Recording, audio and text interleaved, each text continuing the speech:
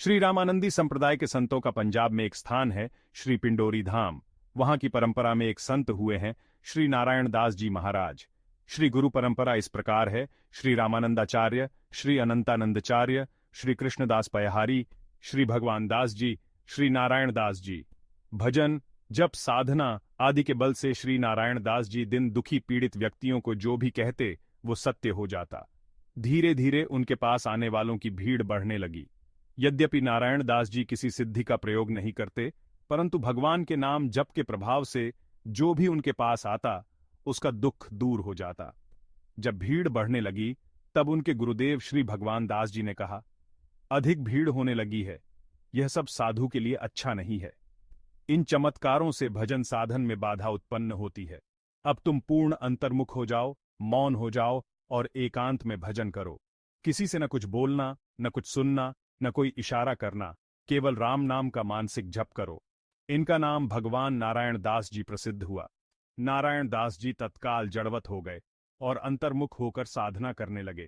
किससे कुछ भिक्षा भी नहीं मांगते, जो किसी ने दे दिया वह प्रसाद समझकर पा लेते। एक दिन नारायण दास जी बैठकर साधना कर रहे थे। वहीं से जहांगीर बादशाह अपने सैनिकों के साथ जा रहा था। उसने सैनिकों से पूछा कि इस हिंदू फकीर को रास्ते से हटाओ। सैनिकों ने नारायण दास जी से हटने को कहा, परंतु वे न कुछ बोले न वहां से हिले।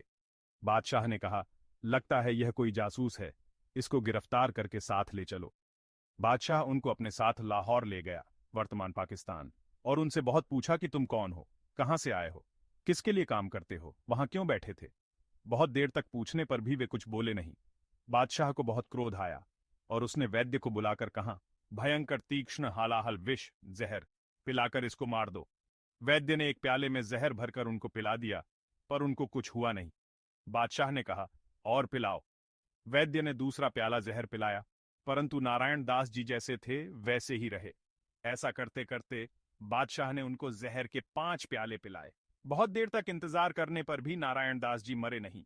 बादशाह ने कहा, एक और प्याला लाओ, परंतु नारायण दास जी सोचने लगे कि पेट तो भर गया और छठा प्याला पीने का मन नहीं है।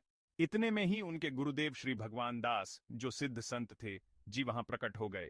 वे केवल श्री नारायण दास जी को दिखाई पड़े। उन्होंने कहा, बेटा नारायण, श्री राम नाम के अमृत का क्या महात्म्य है, यह संसार को दिखाने के लिए यह छठा प्याला भी पी जाओ। नारायण दास जी गुरुदेव की आज्ञा मानकर छठा प्याला विष भी पी गए। अब बादशाह का माथा ठनका और उसने कहा, यह वैद्य हिंदू है, इस कारण से इसने कोई चालाकी की है। इसने विष की जगह साधु को कोई मीठा शरबत पिलाया है। बादशाह ने वैद्य से कहा कि मैंने तुमसे जहर पिलाने का हुक्म दिया अथवा शरबत?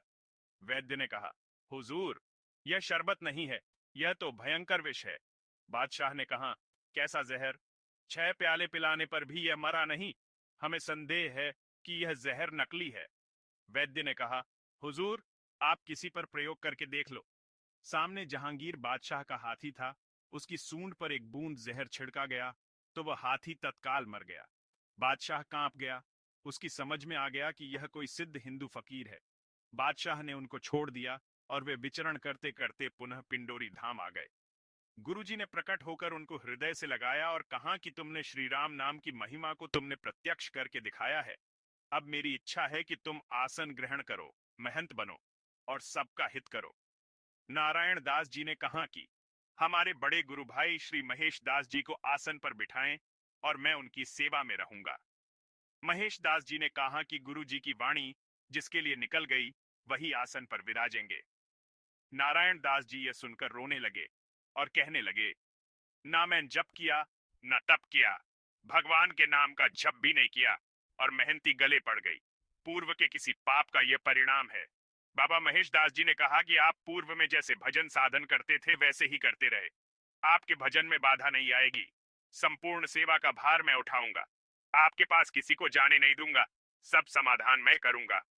गुरुदेव श्री भगवान दास जी ने कहा, महेश दास जी का दर्शन करने के बाद ही लोग तुम्हारा दर्शन करने अंदर आएंगे।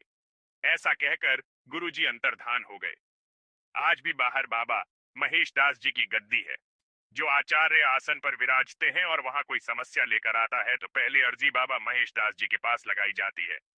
नारायण दास जी पूर्ववत भजन साधन में लग गए। उधर जहांगीर के मन में रोज आता था कि पता नहीं कैसा विचित्र हिंदू फकीर था जो इतने तीक्ष्ण जहर के 6 प्याले पचा गया। उसने बहुत शोध किया और अंत में यही सोचा कि कुछ लोग नशा बहुत करते हैं और इस कारण उनका शरीर जहरी हो जाता है, जहर पचाने लायक हो जाता है। कुछ समय बीतने पर एक बार बादशाह जहांगीर पुनः पिंडोरी आया। उसने बाबा महेश दास जी को देखकर पूछा, बाबा, कुछ अमल नशा करते हो? बाबा ने कहा, हाँ, अमल करते हैं। बादशाह बोला, कौन सा अमल करते हो? बाबा बोले, श्री राम नाम का अमल करते हैं। बादशाह को बात समझ में आई नहीं। उसने सोचा होगा किसी तरह का नशा। उसने कहा, बाबा, आज का अमल पूरा हो गया? बाबा समझ गए कि बादशाह चमत्कार देखना चाहता है। वहां बाहर एक कुतिया रहती थी। बाबा जो प्रसाद लेते उसी में थोड़ा सा बचाकर उसको खाने के लिए दे देते। वह कुतिया केवल बाबा का प्रसाद ही पाती थी। बाकी कितनी भी बढ़िया चीज कोई देता तो उसकी ओर देखती भी नहीं। बाबा बोले, हमारे अमल का तो पूछो मत, परंतु सामने ये कुतिया बैठी है, इसका अमल पूरा नहीं हुआ। बादशाह बोला, क्या अमल करेगी? अफीम का अमल करेगी। उस जमाने में सैनिकों को अफीम खिलाया जाता था तो साथ में अफीम की पेटी थी। बाबा महेशदास बोले, हाँ हाँ, अफीम का अमल करेगी। बादशाह ने कहा, वजीर, संदूक से अफीम निकाल कर इसको भरपेट अफीम खिलाओ। बाबा ने कहा, खा जाओ अफीम को। वह कुतिया देखते देखते 50 किलो अफीम खा गई। बादशाह ने कहा कि स्वयं इस कुतिया का वजन 20 किलो नहीं है, वह कहा गई 50 किलो अफीम। इतना अफीम गया कहाँ? उसने पूछा, बाबा, क्या इसका अमल अभी पूरा नहीं हुआ? बाबा बोले, जब पूंछ हिला रही है तब तक समझना चाहिए कि अमल पूरा नहीं हुआ। बादशाह बोला, और कितना खाएगी? बाबा बोले, तुझे खा जाएगी, तेरी बादशाहियत को खा जाएगी, ये सिद्धों की कुतिया है। बादशाह ने अपना ताज उतार कर बाबा के चरणों में रख दिया और बोला, बाबा, आपकी फकीरी के आगे मेरी बादशाहियत धूल है। बादशाह बोला, बाबा, हमें कुछ सेवा दीजिए। बाबा बोले, हम एक लंगोटी के बाबा जी, हमारी क्या सेवा, इस कुतिया की सेवा करो। बादशाह बोला, कुतिया जितना घूम जाएगी उतनी जमीन संत और गौ सेवा के लिए दे दी जाएगी। वह कुतिया 70,000 एकड़ में दौड़ी। वह सारी जमीन कुतिया को दान में दे दी गई।